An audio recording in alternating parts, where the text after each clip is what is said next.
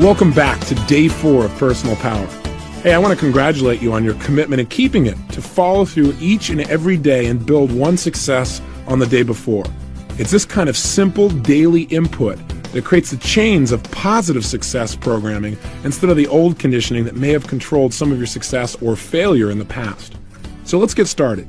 Obviously, you've already done your exercise. I don't even have to bring that up anymore, do I? Well, good. Today, what we're going to study is what is and how to use neuroassociative conditioning, step by step. Now, this science of neuroassociative conditioning, or knack as I call it, the metaphor I use is giving you the knack of taking control of your life. I developed this science out of frustration, quite honestly. You see, for many years, I've been considered to be one of the top experts in the science of neuro-linguistic programming. And that was a science that I originally studied with its co-founder. I didn't develop it, but I really mastered what he taught. And I was incredibly impressed by the work. It allowed me to make changes in people with lightning-like speed, changes that for years they've been trying to make in their own life, but have been unable to do. In fact, I became rather famous in a short period of time by getting on national television and basically challenging other therapists, saying, bring me your worst patient, give me somebody that you have difficulty with, or give me somebody out of your audience right now that's got a lifetime problem, maybe a phobia, for example, and I'll eliminate that problem right here on television over the next 30 minutes. And it wasn't a magic bullet. It didn't work in every case, but fortunately, it worked every time I was on TV. And that really helps. But the bottom line is I got frustrated where it didn't work. I began to wonder, okay, why isn't it working in this situation? Because I was looking for the cure-all, if you will. And I also noticed something else that bothered me about NLP, and that was that a large number of the people that were involved in it became almost, it became almost like a religion, where it was like that was the only answer. And I wasn't for that because I could look around and see that every kind of therapy works. I don't care what it is you want to change in your life. You always want to change one of two things. You either want to change how you feel about things, or you want to change your behavior. You say, no, Tony, no, that's not what I want. I want to change my money situation. Well, the only way you're going to change your money situation is by changing the way you feel and the way you behave. Does that make sense? So I've noticed that I don't care what the problem is, whether someone was raped, they've had a tremendous fear trauma growing up, it was a situation where they were physically harmed, something they were emotionally harmed, it was a bad set of habits. I don't care what it is you want to change in your life. You had a poor relationship with your mother or father. Every form of therapy works some of the time. So rather than making all the therapies wrong, I find out what really did they all have in common that made them successful when they were successful. And then once I discovered that common element, how could we make that happen more rapidly and with less pain? Those are my criteria for success. So let's take a problem. Let's say, for example, you had a problem with your father and you felt like you're overwhelmed by them, like he controlled you and you can't express yourself because you are always in a subservient position. And now you live that way in your daily life and you see it doesn't work because it doesn't allow you to express your feelings. You don't go for it 100%. You feel shut down. How would you deal with that? Well, there are a zillion ways using various types of therapies. Let's take a look. We've already said that what we do is based on what we associate to things. So again, if you associate expressing your opinion is going to equal pain, you're not going to do it. So what is the therapist's job? Get you to associate that expressing yourself could mean pleasure and not pain. That not expressing yourself would mean pain. What are the various ways of going about that? Well, one would be to use Gestalt therapy. In Gestalt therapy, what would you do? Well, they would take you in and the therapist would understand that a lot of the frustration and challenges in your life come from your beliefs about your relationship with your father and what you can and can't do. So what would this good Gestalt therapist do? Highly likely they'd pull out a chair and they'd say, see this chair? This is your dad.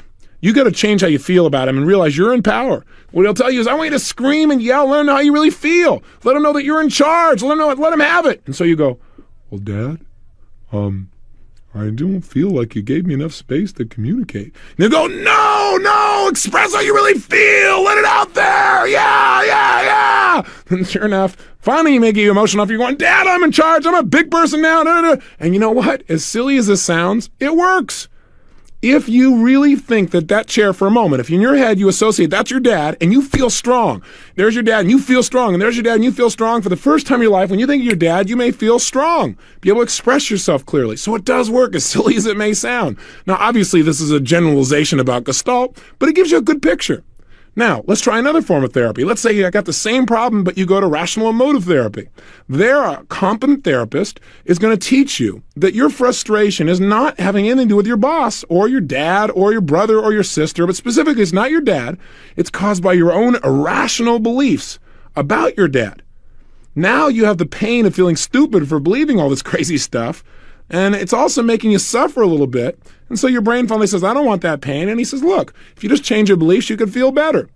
And through this conversation, if you trust the therapist and if they're confident enough, pretty soon you may change what you associate to your relationship with your dad. Sure enough, your behavior changes again. But notice what has changed when it works, because it doesn't always work. The neuroassociation has changed. That's when the therapy works. When you now have a new meaning for what being with your dad means. You have a new meaning for a relationship. Let's try another approach. Let's say you try Rogerian counseling. There, the therapist listens and reflects back what you say about yourself with your father, with unconditional positive regard with you and without any judgment for you. He or she will tell you that you have the resources within yourself to solve the problem. And what they'll do is create a place for you to feel very, very appreciated and loved, hold you in a very strong and respected light. And as you feel better about yourself and you talk about this, you have kind of reputation to live up to. And as a result, pretty soon you may begin to change your associations in your mind about who you are and what that relationship really is. As a result, bammo, all of a sudden the change you wanted has happened. You feel freed. Now you can go out and communicate and be who you are. Again, simple approach. Let's say you got the same problem. You want to go for Freudian therapy, or as we call it, non-directive therapy. There what happens is you lie on a couch and talk to yourself for about 4 or 5 years. I'm being only slightly exaggerating here. And what happens, though, is that you say things, you ask questions, and all they do is reflect them back to you, get you to think about them. And by reevaluating your life in so many different details, and you're feeling different now than you did then, eventually, hopefully, you make new neuroassociations. Although there's no guarantee in this therapy because the therapist is not to direct you. That's what non-directive therapy means. The only challenge I have with it is how long it takes. So all therapies work, and we've already identified what happens at the moment they actually work. In other words, when somebody has a breakthrough, what is that breakthrough? The breakthrough is at that moment, the meaning of what's happened in their life has changed. They've changed what they associate to that person or that situation. For example, if somebody had been raped, they're going to continue to have trauma until they change the meaning. In other words, the reason they feel upset and the anger and the hurt and the pain, they have every right to, but the reason is what that means to them. That means they were violated. It means their life's out of control. It means, let's say, that they're dirty. Whatever it is that they've associated in their head is making them feel pain. Now, people who change that have changed the meaning. There comes a point where that rape now means that they're stronger than they've ever been in their life and they can now help other people. Or that rape now means that it'll never happen again because they know how to handle themselves. Or that rape means it's a chance for them to expand. I don't know what it is. It's different for every person. But if the meaning doesn't change, the person's life doesn't change. There's a gentleman by the name of Viktor Frankl who wrote a book that you should read. It's called Man's Search for Meaning. Fabulous book. Viktor Frankl was a psychiatrist of Jewish heritage who during World War II had the unbelievably unfortunate experience of being locked up in a Nazi concentration camp where death seemed certain. Now, the interesting thing that happened there is while most people just gave up and died, he somehow, through a series of experiences, began to trigger and associate to being in that camp the possibility of power and pleasure. What do I mean by that?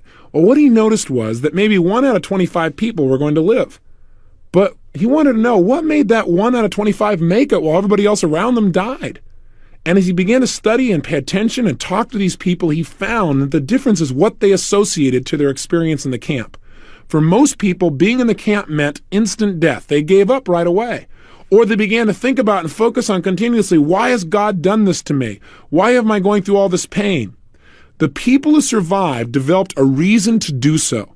That is, they developed a meaning for their suffering. In other words, instead of just suffering for no reason, which means ultimate pain, they said, I am suffering so that I can come back and tell the story to my children and make sure this never, ever happens again on earth.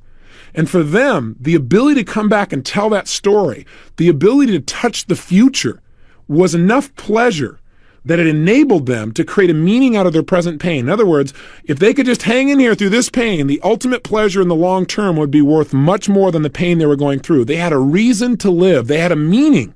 And by changing the meaning of their suffering to something that would eventually make a difference, they were able to make it through, and they had a will to live that was so strong, they pulled themselves through the toughest times. I'm here to tell you that what we've talked about on the last 2 tapes is nothing but changing meaning. Changing the meaning of dieting to pleasure instead of pain. Changing the meaning of developing your own business to ultimate freedom instead of massive risk and potential loss. changing what stopping smoking means. For most people, stopping smoking means, oh my gosh, I may gain weight. Oh my gosh, I'm giving something up. And as long as you're giving something up, it means pain. Changing it instead to freeing yourself. Changing your associations or the meaning of what a relationship means. From it's a leash around my neck that takes away from my freedom to it's one of the most empowering, fun, powerful, transforming experiences I could pray for in my life. That process of transforming meaning, changing what we associate, is what all therapies do when they work. So you don't have to go to therapy. You can learn to do it on yourself just by changing what you link up inside your own head. Having seen that the real difference, what changes people, is when they change meaning, what I began to do was analyze, well, how come some people did that in one session and some took 7 years? Well, part of it was the approach, obviously, the type of therapy that was used, but also part of it was, where was that person and their level of commitment to making a change? I mean, I know some people, you could change them in a heartbeat. Didn't take any effort at all. Other people, boy, you really had to push. And some people never seem to want to change at all. They kept coming. They'd want to pay somebody. They want to go talk to the therapist, but they don't really want to change. So I began to look at what was it that got somebody to the point of really making the change in this session so that I could develop a way to create results in people literally in one session instead of 500. When I taught NLP, neuro-linguistic programming, people would come see me and they'd want me to change them. And I would. I'd go in there and change their associations, and it really worked. But I also noticed that in some cases, not most, but some, after a couple of years, the change would go back. Let's say somebody was smoking and I got them to link to smoking, massive pain, and to not smoking, pleasure. Well, once that happened, sure enough, their behavior changed. Their brain needed to avoid pain, so it avoided cigarettes, and it wanted pleasure, so it moved towards the new behavior that we installed. But the whole idea of programming basically set me up. And that is, I got people actually thinking that I was doing something to them that they couldn't change back, which is not true. 2 or 3 years later, they needed some new way of changing the way they felt, and they went back to cigarettes for whatever reason, and they could go, see, this stuff doesn't work. And I'd say, what do you mean it doesn't work? It worked for 3 years. They go, yeah, but it didn't work forever. What I developed was a new metaphor, and the metaphor is that of conditioning, and here's the difference. Recently, I had somebody come to my house to tune my piano. Now, I don't play the piano, but I've got this great piano. That sounds logical, doesn't it? Somebody in my family is going to start playing it. It looks good, though. Hey, what the heck? The bottom line is my kids are finally learning to play. So we have this guy come in and tune our piano. This great grand piano. And so the guy comes in, and he adjusts the piano, and the way he tunes it is he changes the amount of tension that's going on these wires. There's literally tons of tension on them. And in his doing this, I thought, okay, well, that's it. And he said, no, I got to come back next week. And I said, what do you mean? I thought you just tuned it. He said, yeah. He said, but see, it's been stretched in this way for so long that what I got to do is I got to retune it. And I got to keep stretching this new pattern in. I got to condition those wires so they stay this way. And I said, well, can't you just do it once and last? He goes, oh, because it's been pulling in that other way for so long now that you just got to condition it. And sure enough, even while he was there before he left, we tested it, and some of them had already gone back to the old way. So he adjusted them again, and now he has to come back out in another week. And then he's going to come back out again, I guess, in 2 weeks. Then he comes back out in a month. Then he comes out every 3 months. Then he comes out eventually every 6 months. Even to keep it the way it is, he's got to condition it at least twice a year. And that's my metaphor for life as well. I didn't become, quote unquote, successful in my life because one day I reprogrammed myself and everything was perfect. Most of the success that I experienced, the abundance I experienced mentally, emotionally, physically, spiritually, financially, is because every single day I condition myself to be at my best, to feel at my best, to give my best. And that's what neuroassociative conditioning is about. That's why I don't talk about just programming per se, as much as I talk about conditioning. Hey, you would not run out if you wanted to be physically full of energy and vibrant. You wouldn't run out and work out one time, say do aerobics one time and say, boy, I'm glad that's done. Now I'll be healthy for life. That's not how it works. What you got to be able to do is condition yourself day after day. And pretty soon you love the conditioning. You begin to get addicted to it. It's just part of your lifestyle. You wouldn't get up and not brush your teeth. You wouldn't get up and not shower or do your hair. So you shouldn't get up and not condition yourself for success each day. So start thinking about this as a lifestyle, not a tape program that you listened to a long time ago, but something you're conscious of daily. So how do we condition ourselves to really have our changes last? Let me share with you what I think the 3 fundamental key distinctions are that cause people to change when they do change and the change lasts. These are the 3 fundamentals of the science of neuroassociative conditioning systems. And here's number 1. In order to get a change where it's going to absolutely happen and it's going to last, you must first get leverage on yourself. What do I mean by leverage? I mean you must get to the point where you believe that something must change, that you must change it, and that you can change it right now. You got to get to the point where you feel like not changing would be painful, massively painful. And to change would mean pleasure. In other words, you got to use all things we've talked about up until now. You've got to get that connection. If you're only at the point of believing that you should change, or you could change, or you ought to change, or you might change, that is not enough to create long-lasting change in most cases. So you got to get yourself to the point where you've got leverage. And there are lots of ways to get it. Some people will change out of rapport. They go to a therapist, they really like the therapist wants them to change, so they do. I mean, it literally can be that simple sometimes. Some people change because, God, if they don't, they're going to lose everything. Some people, in spite of all kinds of pain, still don't change because in their head they think, I don't have to. Or they think, I'm doing this because somebody else wants me to. Or they think in their head, well, gosh, changing would be too fearful, too painful. So in order to make a change last, you got to get to that point where it must change, you must change it, and you can change it. That is number one.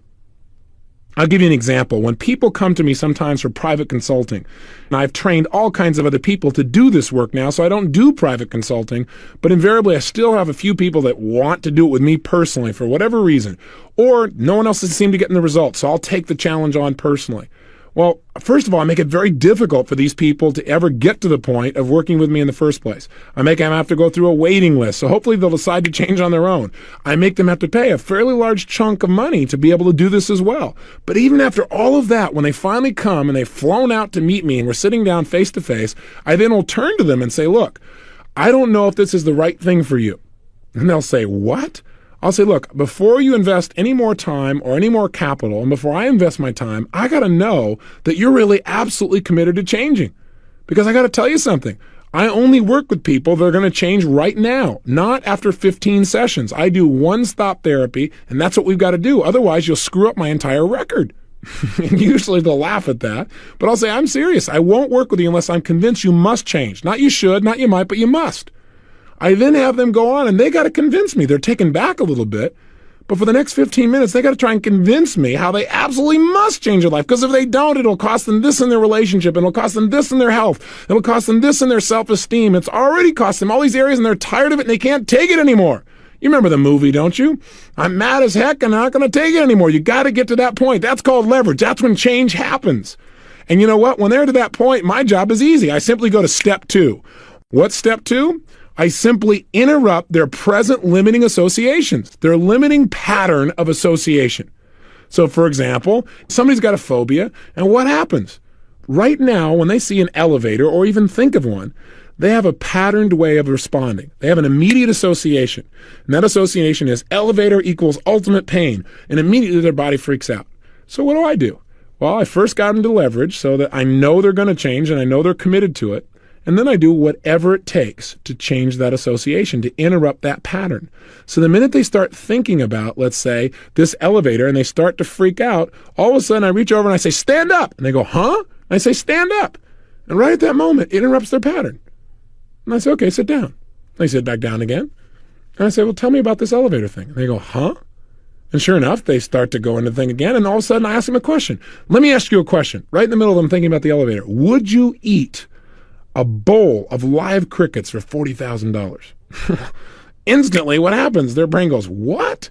And again, I've interrupted the pattern. I'll do all kinds of things. The key to interrupting somebody's pattern is you want to do something they don't expect, something that will jolt them.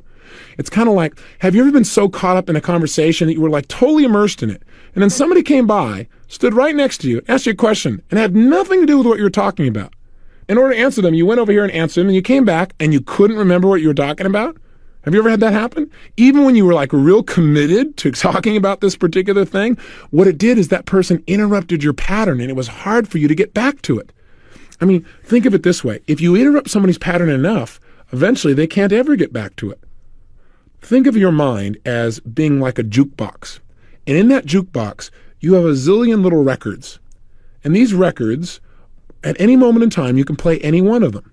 And depending upon which one you play will determine how you feel. So if you played a sad song record, you're going to feel lousy. If you play a positive record, you're going to feel really great. The challenge is for a lot of us in life, something happens and it like pushes our buttons and instantly we start playing one of these records, one that makes us feel sad or feels frustrated or feels angry. And what we've got to learn to do, though, is interrupt those patterns, to change those records. What would happen if I took a record out of your brain, a memory, if you would, or a pattern, and I took that record and I just started scribbling across it? I took a knife and went across it, back and forth, back and forth, back and forth, back and forth. You'll never be able to play that record the same way again. That's called interrupting somebody's pattern. I'll give you another simple example. I was doing a seminar one time, and this woman came up to me. We had just done a session, it was pretty powerful, on relationships. And she came up to me and she said, Mr. Robbins, she said, I've got this problem with my husband and I, and she began to cry like crazy. Now, I really care about people very deeply. So initially, in the early days of my really working with people, I would immediately say, hey, please relax. It's okay. Please don't worry. Whatever it is, we'll work it out. But you know what the problem with that is? That's what everybody does. So rarely does that interrupt somebody's pattern. In other words, they expect you to say it's okay. And it doesn't usually change the pattern. They go, well, yeah, I guess you're right. And then they go and run the pattern again. Does that sound familiar? So what I now learn to do is jolt people, to literally interrupt their pattern so they can't get back into it, to change their neuroassociation radically. And I do it in some pretty outrageous ways. So she comes up and says, Mr. Robbins, my husband and I, we go, and she starts to cry, and I was drinking a glass of water. So I took the glass and went, shh, and I dumped this water on her. She jumped about 4 feet. She said, what are you, crazy? What are you doing? I said, oh, nothing. And I just smiled. And I said, tell me about you and your husband. And she said, what? And now she's laughing while she thinks about her husband and herself. Ah, whole new pattern. And she goes, what are you talking about? I said, well, tell me about you and your husband. And I smile and I drink a little more of my water. She goes, you're a little crazy. I said, well, that's true, but go ahead and tell me. So she thinks for a few moments and she goes, well, my husband and I, and all of a sudden she's fine about it. Well, we've been having some problems. And I said, but no, you were crying before. Remember you were crying? And I tried to get her back there and she said, oh yeah, well, that's because of that. She started crying again. I took my one, shh. I nailed her again. I mean, this time her makeup was kind of dripping, right? There are people standing around. Now, by the way, you shouldn't try this unless you've got some strong rapport skills as well, right? You've got a strong connection. But she knew I cared, even though I seemed a little crazy. And she started laughing. She goes, what are you doing? That's crazy. And she's dripping the stuff off her face. I said, nothing. Just tell me about you and your husband. And she says, oh, we're fine. I said, no, come on, tell me. I got to tell me one more time. Well, a little bit more water. After that, anytime she thought about her husband, she started to crack up. She said, we're absolutely fine. That's called leverage and interrupting somebody's pattern. The water was the leverage, and the pattern interrupt happened over and over again until pretty soon she couldn't play it again. When she thought about her husband and her, she started to laugh. And out of laughter, she was able to come up with some better solutions on her own. She wasn't stuck in the pattern. Does that make sense? We've got to interrupt our pattern to create new results. And that's exactly what this is about. The third key to creating a long-term change then is, once you've got leverage, it must change. Once you've interrupted your present pattern, then the third key is you've got to condition yourself to have a new association, a new empowering association. So what I got this woman to do, for example, was I got her to link laughter to her relationship. By having laughter, all of a sudden, again, she's able to deal with the situation.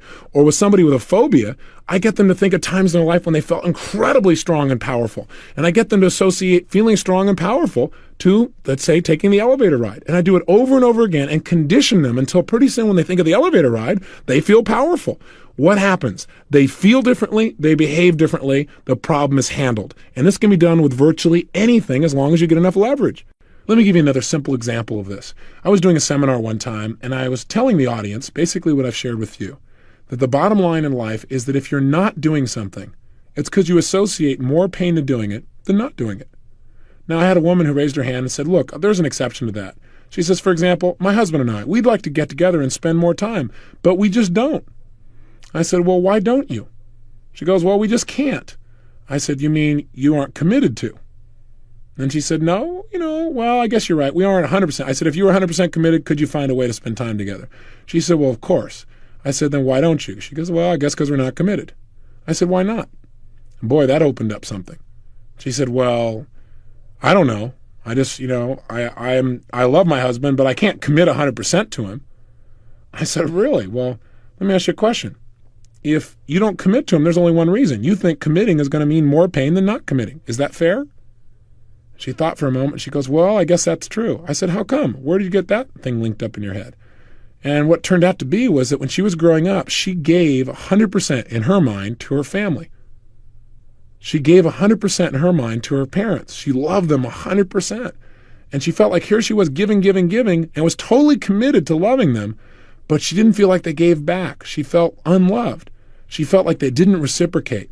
And so as a result, she felt these tremendous feelings of loss. And that meant a lot of pain for her.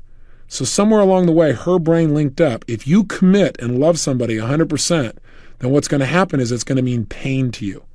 She wasn't even aware of this consciously. But now all of a sudden it was affecting her relationship with her husband, where they had drifted apart.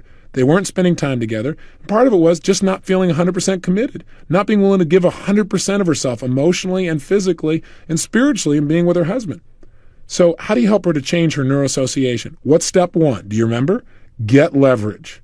So I had to help her get to the point where she believed that she must change this pattern. So I said, well, let me ask you a question. I didn't tell her she must change it, by the way. I got her to tell me. I said, if you don't change this pattern, if you still don't commit to your husband, how will it affect your relationship over the next 3, 4, 5 years? Well, she thought for a moment or two, and she said, well, I think it would mean divorce. I said, how come? She said, well, if I'm not committed to him, if I don't love him 100%, he's got to feel that. And if he doesn't feel loved at 100%, then he probably won't give me 100%, and then I won't feel loved, and then that'll make me mad, and that'll just generate all kinds of problems. I said, isn't that what's already happening? And she said, yeah, it is. And so what I got her to do is begin to associate what? Pain to her present behavior, to her present pattern, so that she'd absolutely feel like it must change now. And we went more and more and more until she began to tell me she didn't do this, how what a lousy role model it would be for her children, and how even if she divorced him, no man would ever feel totally loved by her or would ever commit to her if she wasn't willing to commit. Till pretty soon there was so much pain associated with not changing, she felt like she had to.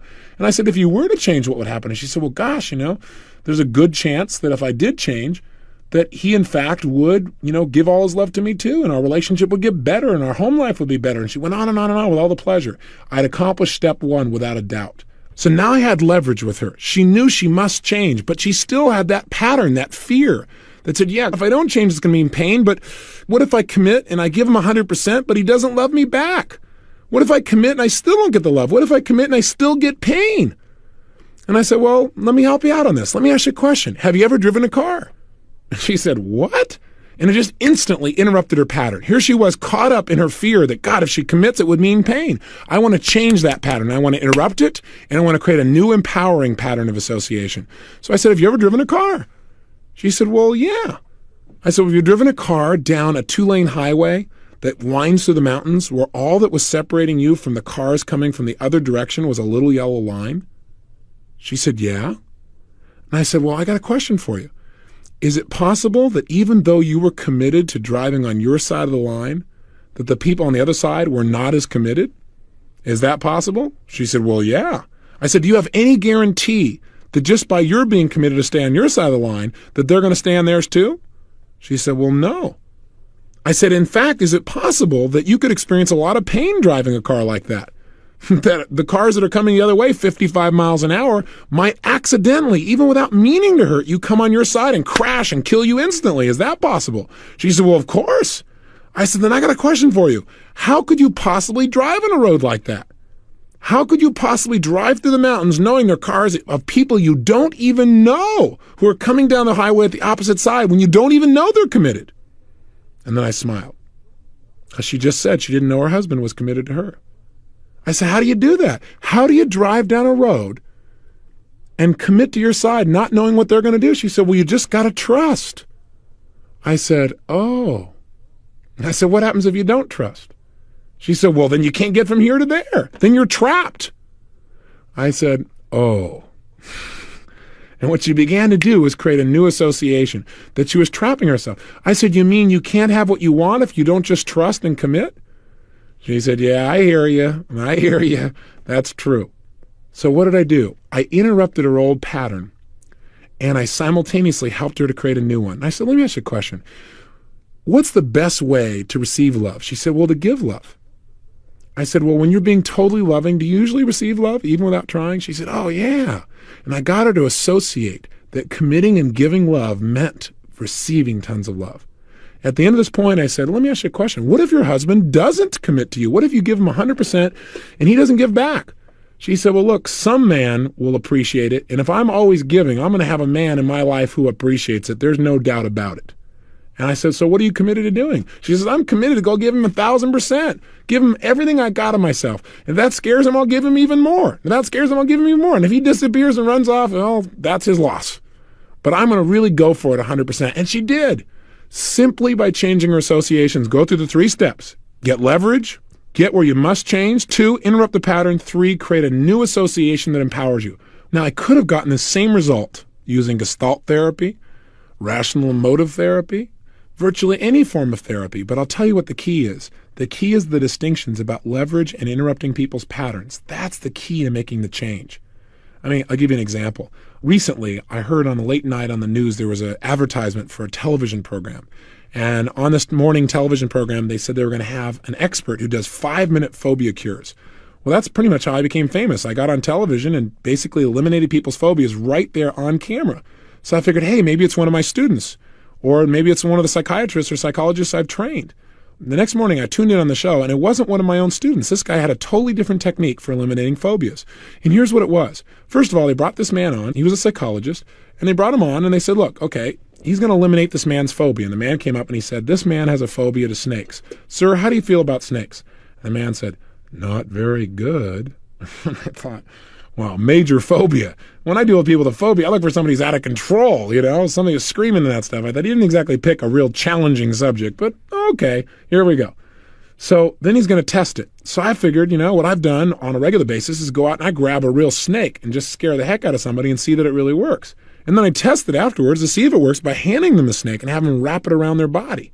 In fact, I did it with a giant boa constrictor on a couple of television shows that when I first saw the boa constrictor, I had to work on my neuroassociations. But anyway, the bottom line is this guy brings out a plastic snake. And he brings a snake and he pushes in front of the guy and goes, ugh. The guy looks and goes, oh. And I thought, all right, well, let's see what he's going to do. So sure enough, this is on national television.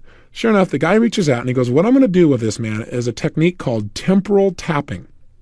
What he does is he has the man stand there and he says, okay, sir, I want you to think about snakes. And he takes his fingers and he starts smacking this guy on the side of his head on his temples. He goes, wham, wham, wham, think about snakes. Wham, wham, wham, think about snakes. Wham, wham, wham, think about snakes. Wham, wham, wham. Well, after doing this about 5 or 6 times, the guy goes, do you feel any different? The man goes, yeah, my head hurts. He said, but do you feel any different about snakes? He goes, well, I don't think so. He goes, all right, think about snakes. Wham, wham, wham, think about snakes. Wham, wham, wham. And what is this man doing if it works? He's interrupting this man's pattern of association in his nervous system. Are you following me? In other words, this man used to think of snakes and get this unbelievable painful fear feeling in his gut. Now instead, he's got this pain in his head. Now that may not sound like much, but it is a change, and it will take him out of fear. Well, the guy did it over and over again, and it didn't work. All of a sudden, this psychologist breaks out into this massive sweat on national television. He's having a pain called failure on national TV. And all of a sudden, my heart goes out to him. I thought, nobody wants to be in this situation, right? They say, all right, we're going to cut to a commercial, and then we'll come back. And meanwhile, he's still going, think about the snakes, wham, wham, wham. Think about the snakes, wham, wham, wham. Well, when they come back from the commercial, we don't see the man with a snake phobia, and there's no mention of what happened. Instead, there's a new woman here, and she has a phobia to ladders. And so he says, okay, now think about ladders, wham, wham, wham. Think about ladders, wham, wham, wham. Think about ladders, wham, wham, wham. And he keeps doing this over and over again. He says, do you feel any different? She goes, well, yeah. He goes, now, and you could see she did feel different. She didn't look scared. Think about ladders, wham, wham, wham. After 3 or 4 minutes or 5 minutes of this, maybe a little bit more, they finally bring out this ladder, and they ask her to climb up it. Well, she walks over, she goes, yeah, I think I can do it. I feel different. She takes a step on the first step, then the second step, then about the third step, and she kind of gets a little scared, but she kind of stays on the third step, and then she comes on down. Well, the audience claps like crazy, and the host of the show comes over and says, hey, that was really great. Boy, you must really be proud of yourself. She goes, yeah, I'm not only proud, I'm excited. Because you know what? My husband said that if this therapist guy could help me, and I could get up at least 3 stairs, that he'd give me a shopping spree, and he would paint the whole house. Interesting.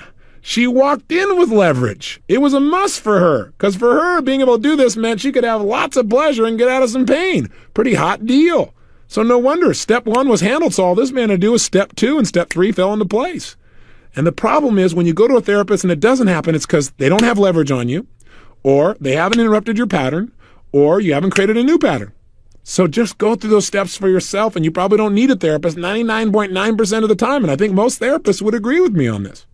What's interesting about this story, though, is the host turned back to this guy, and they had like 3 minutes left in the show. And he said, well, 1 out of 2 sure isn't bad. That's a pretty good deal. But why don't you go here and work with John some more, because we didn't get the result with him. Let's see if you can pull it off. And he goes, no. He says, I think John's problem is that he's sick, and he's probably got a virus, so that when I'm doing this, it's affecting his way his body is processing this. And John says, I don't got a virus. And he says, well, he may not know it, but he probably has one. John says, no. The host says, well, come on over. Why don't you go ahead and work on him anyway? And the guy goes, oh, all right. And he gets up there and wham, wham, wham. Think about snakes. Wham, wham, wham. Think about snakes. Wham, wham. Nothing works, right? Finally, at the end, right, the guy's sweating like crazy. And he said, I think I could help him in private. I think he's just uncomfortable because all these people are watching him. And the guy goes, I'm not uncomfortable. I thought, this poor therapist, he's getting beat up here, right? He's going to have a phobia to going on TV shows after this. But the bottom line is, finally, right, the show's about to end. And this gentleman who had the phobia says, I think the only reason I'm not changing is I don't really want to. I thought, what better example that leverage was missing. So those are the 3 keys to neuroassociative conditioning. Use them well, and you can make any change you want in your life because you understand the key elements that will make the change happen now, not 6 months from now or a year from now. And I want you to know, I know there's a lot to absorb here, so you might want to listen to it again. And each of these 3 steps we'll be using over and over again over the 30-day period here. So you'll get used to them, and you'll get a lot more examples, for example, on how to interrupt people's patterns, how to interrupt your own patterns, fear patterns, if you will, sabotage patterns. In fact, we have some specific tapes during these 30 days that are only on how to interrupt those patterns and make the changes. So take heart. For right now, though, let's start to use this at least. Let's begin to get some leverage on ourselves, interrupt our patterns, and create some new associations. Let's start with an assignment. Please pull out your journal right now. And let's start out by taking those 4 things you wanted to change.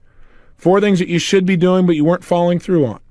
And let's make sure that you really make these things happen. How? Let's get some major leverage on ourselves. Right now, I want you to write down 10 reasons for each one of these 4. 10 reasons why you absolutely must make this happen now. And make sure that the musts include what it'll cost you if you don't, and all the great stuff you'll get by doing them. And we kind of started this process, but let's really hone it in so you feel major leverage that this is something that must change, you must change it, and you can change it and will right now. Write down why you absolutely can change this. In other words, make sure that that first step of leverage is absolutely handled. Second assignment, I want you to make sure that you interrupt your own pattern. And the way you're going to do that is I want you to write 4 or 5 ways then you can interrupt your negative patterns. So for example, if you overeat, I want you to make one of your assignments to go to a gathering and not eat anything. Go to lunch with someone, have a social meeting, have a conversation, and experience the pleasure of being at a meal without having to eat to get the pleasure. Or let's say you're in the middle of an argument, and right in the middle of the argument, you have a pattern interrupt now that you've designed for yourself, which says you're going to grab your nose and make a silly noise like whoop, whoop, whoop. Something totally absurd. That when you're in the middle of it, the way you're going to get yourself out, you're going to reach up and go whoop, whoop, whoop. And you've got a way to interrupt that pattern massively. It'll also interrupt the pattern of the people around you. In the middle of your arguing like this, also you reach up your nose and go whoop, whoop, whoop. That will definitely change their state. They'll be wondering what's wrong with you, but they'll also begin to laugh, and you'll get caught out of the pattern. You won't get stuck. For example, have you ever been so caught up in a pattern of arguing, for example, you forgot what you're arguing for, but you knew you had to win? Well, this is the way to get out of it. Interrupt the pattern. Do something hysterical, do something weird, do something funny. But specifically, right now, make a list of 4 or 5 pattern interrupts you could do. You might want to create some of these for your relationships. The more you can do that, interrupt your own patterns, the more power you have over yourself. And here's the third assignment on this exercise. Create a new association to the change you want. In other words, whatever change you want to make happen, make sure you link tons of pleasure. And one way to do that is just think about all the things you're going to gain in your life and feel the gains. All the things that are going to be more pleasurable, all things that will be better by you making these changes. And do it over and over again by repetition. So whenever you think of it, you think of all the great things you're going to get. As a result, that new association will stay and things will change. So the assignment is, first get leverage on yourself. Write down 10 reasons why you absolutely must change this behavior or action. Also write all the reasons why you know absolutely that you can do it. Number 2, design 4 or 5 ways to interrupt your patterns, 4 or 5 ways to get yourself out of a limiting association. And then thirdly, over and over again, condition yourself. Think about things over and over again. Feel them and think about them until you have a new association that gets you to follow through, and it's effortless, where you want to do it consistently, where you feel compelled and driven. Have some fun with this. I know it's new. So was riding a bicycle at one time, and you may have fallen off in the beginning, but you didn't go, oh, I'm a failure. You just got up and did it again. So if this feels a little awkward at first, that's okay. Just go for it. And as we do it over and over again, you're going to get good at it where you don't even have to think about it. You can just produce the result. Go to work, or to play, if you will. I'll see you in the next tape tomorrow. Live with passion.